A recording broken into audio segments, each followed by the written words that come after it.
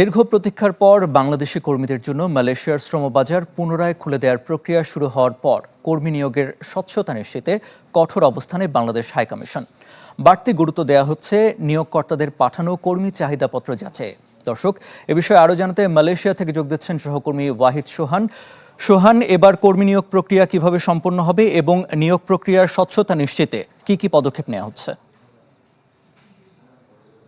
আরিফুল, আপনাকে ধন্যবাদ। আপনি যেমনটি বলছিলেন, আসলে মালয়েশিয়া বাংলাদেশের দ্বিতীয় বৃহত্তম শ্রমবাজার। এই শ্রমবাজারটি অলরেডি বাংলাদেশ এবং মালয়েশিয়ার যৌথ আলোচনার মধ্য দিয়ে ইতিমধ্যে বাংলাদেশের জন্য মালয়েশিয়ার শ্রমবাজার অলরেডি উন্মুক্ত হয়েছে। এই উন্মুক্ত হওয়ার পরবর্তীতে এখন অফিসিয়াল যে পদক্ষেপগুলো রয়েছে, সেই পদক্ষেপগুলোর মাধ্যমে যে বিষয়টি সব থেকে বেশি জরুরি এখানে বাংলাদেশি কর্মীদের জন্য, সেটি হলো যে নিয়োগকর্তারা যখন কোনো ডিমান্ড দিচ্ছেন বা সেই ডিমান্ডটি যাতে স্বচ্ছ কিনা এবং সেই কোম্পানিতে কাজ আছে কিনা বা কর্মীরা এখানে আসার পরে তারা কোনো প্রকার প্রতারণার শিকার হবে কিনা, এই বিষয়গুলোকে আসলে সঠিকভাবে যাচাই করার দায়িত্ব থাকে বাংলাদেশ হাইকমিশনের কাছে। নগদ নিয়ে এলো হার না মানা হার অফার। সর্বনিম্ন 10,000 টাকা রেমিটেন্স নগদে পাঠালে থাকছে স্বর্ণের হার জেতার সুযোগ।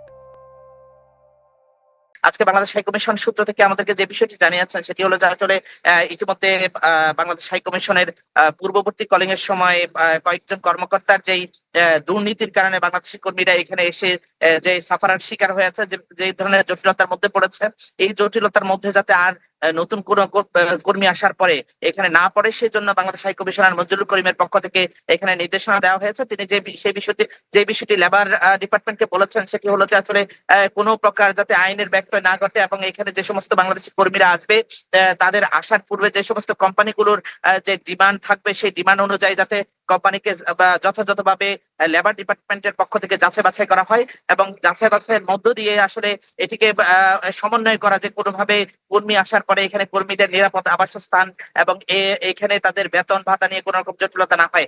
আপনারা জানেন যে বেশ কিছু কোম্পানিতে এই মুহূর্তে বাংলাদেশি কর্মীরা রয়েছে, তাদের এই মুহূর্তে বিভিন্ন সময় তারা বেতন ভাতা পাচ্ছে না, জটিলতার মধ্যে রয়েছে। কোম্পানিগুলো তাদেরকে এখান থেকে বাংলাদেশে পাঠিয়ে দিচ্ছে, এরকম কিছু সমস্যা রয়েছে। বাংলাদেশ হাইকমিশন এই জায়গাগুলোতে দাঁড়িয়ে তারা যেটি বলছেন, সেটি হলো যে তাদের পক্ষ থেকে প্রচেষ্টা করা হচ্ছে যে বাংলাদেশের সরকারের সাথে আলোচনা করে তাদের এই সমস্যার সমাধান করা। তবে বাংলাদেশ হাইকমিশন এই মুহূর্তে বাংলাদেশ হাইকমিশন সূত্রে এই মুহূর্তে জানিয়েছে যে বিষয়টি, সেটি হলো তারা চাচ্ছেন যে তারা একটু কঠোর অবস্থানে থাকা, বাংলাদেশি শ্রমিকদের স্বার্থ রক্ষার স্বার্থে এবং বাংলাদেশি কোন শ্রমিক যাতে এখানে এসে প্রতারিত না হয় অথবা দালাল বা মধ্যস্বত্বভোগীদের কারণে কোন রকম জটিলতার মধ্যে না পড়ে, সেই কারণে বাংলাদেশ হাইকমিশনের পক্ষ থেকে বাংলাদেশ হাইকমিশনের এখানে যে গোয়েন্দা সংস্থা রয়েছে এবং মালয়েশিয়া লেবার ডিপার্টমেন্ট এবং বাংলাদেশ হাইকমিশনের সার্বিক তত্ত্বাবধানে আসলে তারা এই বিষয়টিকে তারা চাচ্ছেন যে এটি যে কোনো মূল্যে বাংলাদেশের শ্রমিকদের স্বার্থ রক্ষা করে নতুন কর্মী আসে। আরেকটি বিষয় আপনাকে বলে রাখতে, আসলে বাংলাদেশ হাইকমিশনের বেশ কয়েকজন দুর্নীতিবাজ কর্মকর্তারা এই মুহূর্তে আসলে বহাল তবিয়তে রয়েছে। মালয়েশিয়া প্রবাসীদের পক্ষ থেকে একটি দাবি উঠেছে যে এই সমস্ত দুর্নীতিবাজ কর্মকর্তাদেরকে আবারও বহাল তবিয়তে রেখে যদি বাংলাদেশের শ্রমবাজার যদি উন্মুক্ত হয়, তাহলে কিন্তু আগের মতোই কিন্তু সত্যায়ন, বাণিজ্য সহ বেশ কিছু জটিলতার মধ্যে এখানে প্রবাসী কর্মীরা পড়তে পারে। এই